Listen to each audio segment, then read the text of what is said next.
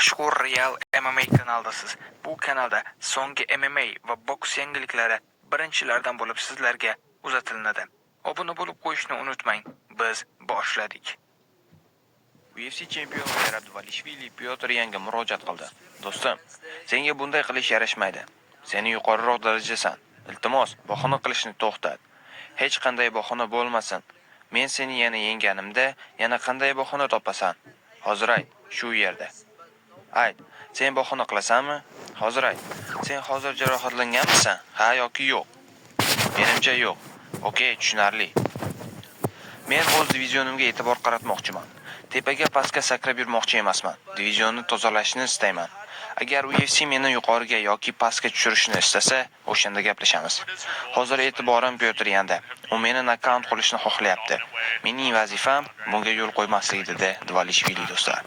Siz nima deb o'ylaysiz do'stlar? Pyotr Yan va Dvalishvili ikkinchi jang.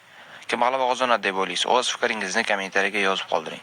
Pyotr Yan Merab Dvalishvili bilan bo'ladigan jang oldidan raqibning jang kuni 5 raund sparing o'tkazish haqida fikr bildirdi. Meni Merabning jangi kuni 5 raund sparing o'tkazishi hayratlantiradimi? Bu meni hayratlantirishi shart emas. Agar u bundan foyda ko'ryapman deb his qilsa, lekin shuni yodingizda tutingki, har qanday mashina sinadi. Birinchi jangida men u bilan bir qo'lda jang qildim. U 49 marta takedownga urindi. Davom et. Merab yana savollar ber. Shanba kuni ko'ramiz, okey? Yigitlar, men o'zimni a'lo his qilyapman. Shanba kuni meni eng yaxshi formamda ko'rasiz dedi Yan matbuot anjumanida do'stlar. Keyingi xabar. Maxachevga jang taklif qilindi. Habib buni taqiqladi. UFC'ning yarim o'rta vazn toifasidagi amaldagi chempioni rossiyalik Islom Maxachevga yanvar oyida AQShda jang o'tkazish taklif berildi. Bu haqda 34 yoshli aralashaka kurash ustasining menejeri Ali Abdulazizning ma'lum qilishicha, uning mijozdan keyingi jangini Shimoliy Amerika ligasida yanvar oyida o'tkazishni so'rashgan. UFC'dan menga murojaat qilishdi va Maxachevga yanvar oyida asosiy jangni taklif etishdi. Habib, o'zingni o'chir, yo'q dedi.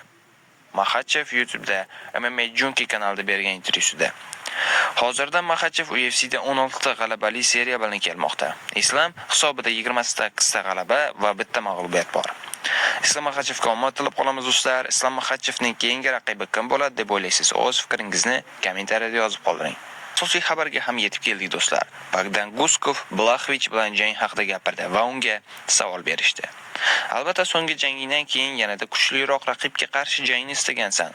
Ammo Yan Blachvichdek katta nomni olish xayolingga kelganmidi? Odatda jangchilar uni mag'lub etgandan so'ng kuchli 5likka kirib olishlari mumkin bo'ladi.